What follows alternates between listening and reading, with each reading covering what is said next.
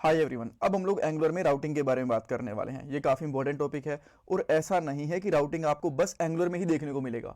ये web development की almost हर एक टेक्नोलॉजी में आपको देखने को मिलेगा, चाहे वो रिएक्ट है, व्यू जेएस है, एंगुलर है, नेक्स्ट जेएस है।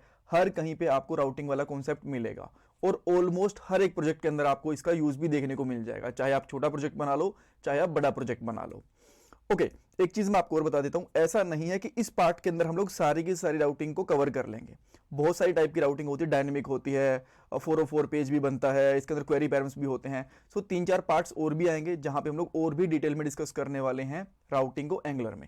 यहां पे हम लोग बेसिक राउटिंग समझ लेंगे, राउटिंग क्या होती है, एक पेज से दूसरे पेज पे मूव कैसे करते हैं, और कैसे हम लोगों को कॉन्फ़िगरेशन वगैरह करनी होती है राउटिंग की, सब कुछ। ठीक है, ये हमारी एंगुलर 19 की प्लेलिस्ट है हिंदी में, जो आपकी डेफिनेटली हेल्प करने वाली है एंगुलर की जॉब, प्रोजेक्ट, इंटरव्यूज में। सो पूरी प्लेलिस्ट देखना, लिंक आपको डिस्क्रिप्शन बॉक्स में मिल जाएगा। पॉइंट्स की बात करें, सबसे पहले थ्योरेटिकली बताऊंगा राउटिंग होती क्या है, उसके बाद कुछ कंपोनेंट्स बनाएंगे ताकि हम लोग उनको एज अ पेजेस यूज कर पाएं। जी हाँ, जब हम लोग कंपोनेंट्स बनाते हैं ना, उन्हीं को हम लोग एज अ पेजेस यूज कर सकते हैं इजीली, इसमें कोई इशू नहीं है। आफ्टर दैट उनको जो हम लोग कंपोनेंट्स बनाएंगे उनको इंपोर्ट करेंगे और रजिस्टर करेंगे राउट वाली फाइल के अंदर।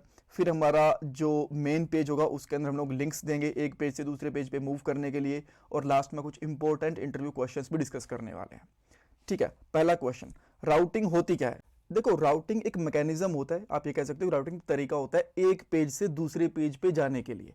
जब भी आप लोग कोई एप्लीकेशन बनाओगे ना, तो उसके अंदर एक से ज्यादा पेज होने के चांसेस बहुत ज्यादा हैं। अगर मैं यहाँ पे एंगुलर की ऑफिशियल वेबसाइट खोलता हूँ ना, एंगुलर भी लिखता हूँ, तो आप चेक करोगे कि यहाँ पे भी हम लोग एक पेज से दूसरे पेज पे मूव कर सकते हैं। जैसे कि मैं डॉक्स वाले पेज पे आ गया, ट्यूटोरियल वाले पे, प्लेग्राउंड वाले पे। सो ये इसके अलग अलग पेजेस हैं, और एक पेज से दूसरे पेज पे मूव करने का जो तरीका होता है, जो मैकेनिज्म होता है, उसको बोला जाता है राउटिंग। अब क्वेश्चन ये आता है कि पेजेस कैसे बनेंगे। ठीक है, एक पेज से दूसरे पेज पे जाने के लिए हम लोगों ने राउटिंग बना ली, पेजेस कैसे बनेंगे, वो भी राउटिंग के अंदर ही आते हैं। एंगुलर के अंदर एक कंपोनेंट लोगे आप, उस कंपोनेंट को राउट वाली फाइल के अंदर रजिस्टर करोगे, और वो कंपोनेंट आपका एज अ सेपरेट पेज काम करना शुरू कर देगा। ठीक है, बहुत सिंपल होता है।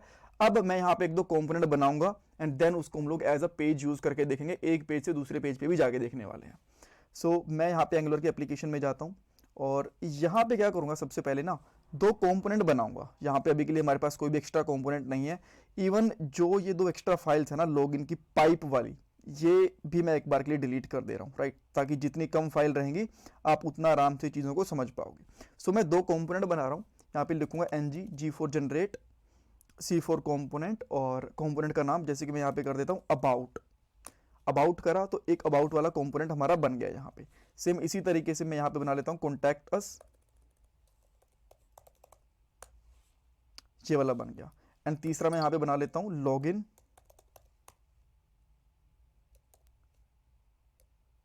ओके, सो तीन हमारे पास कंपोनेंट बन चुके हैं। अब इन कंपोनेंट को हम लोग एज अ पेज यूज करेंगे। सो उसके लिए सबसे पहले क्या करना है आपको, जो आपकी app.routes.ts वाली फाइल है ना, इसको ओपन करना, और आपके राउट्स जितने भी आपने ये राउट बनाए हैं ना, 3-4 कंपोनेंट्स बनाए, उनको यहाँ पे रजिस्टर करना है। सो इसके लिए क्या करना पड़ेगा, जो ये राउट्स वाला एरे है इसको ओपन करो, एंड यहाँ पे सिंपली बना लो एक ऑब्जेक्ट। ऑब्जेक्ट के अंदर आपको दो चीजें डिफाइन करनी है। पहली चीज पाथ। पाथ का मतलब है कि ये हमारा राउट रहेगा। जैसे कि मैं अबाउट वाला एक पाथ बनाऊंगा यहाँ पे। सो अबाउट वाला जब पाथ ओपन होगा तो इस पे कौन सा पेज मेरा ओपन होना चाहिए, देन मैं यहाँ पे सिंपली बोलूंगा कि कंपोनेंट ओपन होगा, और कौन सा कंपोनेंट ओपन होगा, अबाउट वाला। सो यहाँ पे अबाउट कंपोनेंट ये वाला ओपन हो जाएगा। सेम इसी तरीके से मैं यहाँ पे तीन पाथ और बनाऊंगा, एक लॉगिन वाला, और लॉगिन के लिए कौन सा कंपोनेंट ओपन होगा, लॉगिन कंपोनेंट, और लास्ट वाला कौन सा है हमारा, यहाँ पे अबाउट वाला, कॉन्टैक्ट वाला।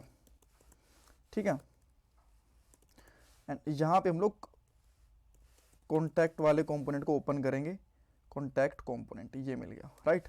सो ये तीनों हमारे पास यहाँ पे कॉन्फ़िगर हो चुके हैं। अब राउटिंग की कॉन्फ़िगरेशन हमारी हो चुकी है। जो नेक्स्ट चीज है, अब जाना है आपको आपके app.component.ts वाली फाइल के अंदर, और इन इंपोर्ट्स में ना आपको दो चीजें इंपोर्ट करनी है। पहली चीज है राउटर लिंक, दूसरी चीज है राउटर आउटलेट। सो ये जो ng स्विच केसेस वगैरह है, इनको हम लोग हटा सकते हैं, और ये जो फंक्शंस वगैरह बने हैं इनको भी हटा दो, इनकी जरूरत अभी के लिए नहीं है।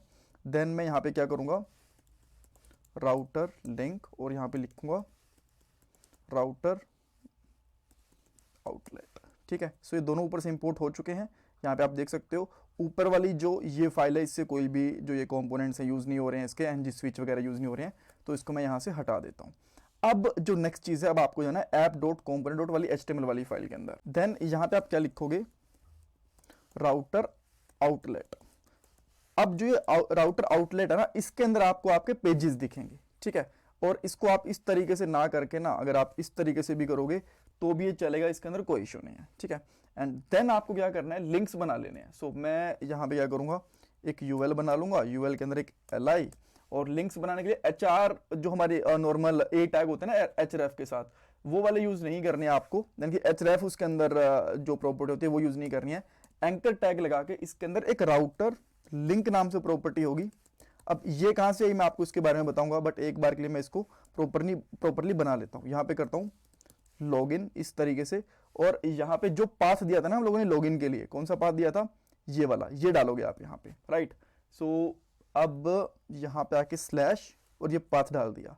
जैसे आप ये वाला पाथ पे डालोगे एंड यहाँ पे आओगे, और मैं इस पे लॉगिन वाले पे क्लिक कर देता हूँ ना, देखो लॉगिन वाला कंपोनेंट यहाँ पे ओपन हो चुका है, ठीक है। अब जैसे आपने यहाँ पे राउटर लिंक कहाँ से आपको पता है ना, हम लोगों ने यहाँ पे इंपोर्ट करा था राउटर लिंक और आउटलेट। अगर आप ये आउटलेट यूज नहीं करोगे तो ये चीजें आपको विजिबल नहीं होने वाली, मैं पहले बता देता हूँ। जैसे कि ये आपका होम पेज है और लॉगिन वाले पे क्लिक करोगे तो यहाँ पे कुछ भी विजिबल नहीं होगा। सो आउटलेट काफी इंपॉर्टेंट है यहाँ पे। सेम इसी तरीके से आपको यहाँ पे 3 लिंक और बनाने हैं, सेकंड एंड थर्ड। यहाँ पे करूंगा मैं अबाउट, और यहाँ पे कौन सा पेज रहेगा, अबाउट वाला, जो भी आपने यहाँ पे पाथ में दिया हुआ है ना, ये वाला पाथ में अबाउट, ये डालना है। लास्ट वन कौन सा है, कॉन्टैक्ट, और यहाँ पे भी कॉन्टैक्ट